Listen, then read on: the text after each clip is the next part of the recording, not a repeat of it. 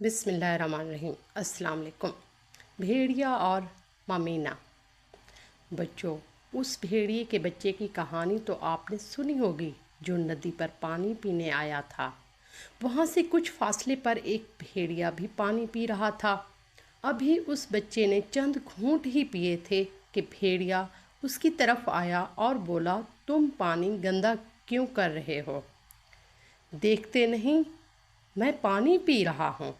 भेड़िए के बच्चे ने, जिसे मीना भी कहते हैं, ने डरते हुए कहा, जनाब पानी तो आपकी तरफ से मेरी तरफ आ रहा है। भेड़िया गरज कर बोला, तुमने पिछले साल मुझे बुरा भला क्यों कहा था?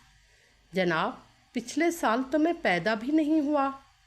मेरी उम्र तो अभी सिर्फ 6 महीने है, फिर वो तुम्हारा भाई या बाप होगा।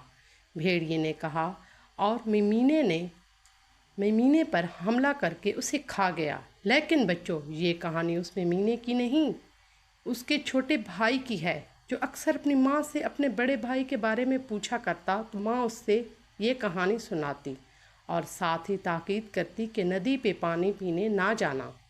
तो फिर मैं कहाँ पानी पीऊँ? वो पूछता, यहाँ तो सिर्फ एक ही नदी है, तुम इस वक्त पानी पी लिया करो जब भेड़िया दूसरे बड़े जानवर वहाँ ना आते हों। उसकी माँ कहती, नदी ये पानी पीने जानवर अमूमन सुबह और शाम के वक्त आते हैं, इसलिए मैं मीना दोपहर के वक्त पानी पी आता। लेकिन दोस्तों, कहते हैं कि होनी को कौन टाल सकता है। ममीने का सामना भेड़िए से होना था, सो होकर रहा। हुआ कुछ इस तरह कि एक दोपहर ममीना नदी पर पानी पी रहा था कि उसकी दूसरी तरफ से भेड़िया उसे अपनी तरफ आते दिखाई दिया। ममीना संभल कर खड़ा हो गया। तुम पानी क्यों गंदा कर रहे हो? देखते नहीं मैं पानी पी रहा हूँ। भेड़िए ने हंसपे रिवायत चालाकी से कहा, लेकिन जनाब पानी तो आपकी तरफ से मेरी तरफ आ रहा है। ममीने ने कहा, तुमने पिछले साल मुझे बुरा भला क्यों कहा था? भेड़िए ने पुरानी चाल चली, जनाब वो मैं नहीं, मेरा बड़ा भाई था और आपने उसे बेचारे को खा लिया था। ममीने ने नदी के किनारे की तरफ खिसकते हुए कहा, मैं तुम्हारे साथ भी वही सलूक करूँगा। भेड़िए ने दांत निकालते हुए कहा और ममीने पर छलांग लगा दी।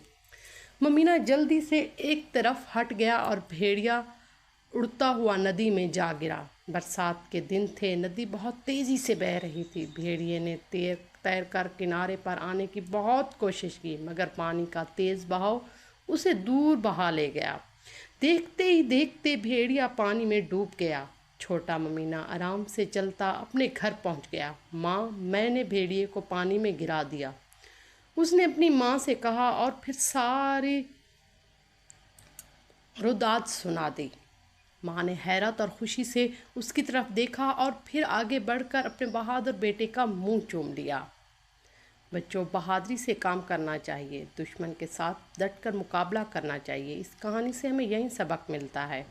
हमारी कहानी को लाइक कीजिएगा, सब्सक्राइब कीजिएगा और कमेंट में भी बताइएगा कि आपको हमारी वीडियो कैसी लगती है।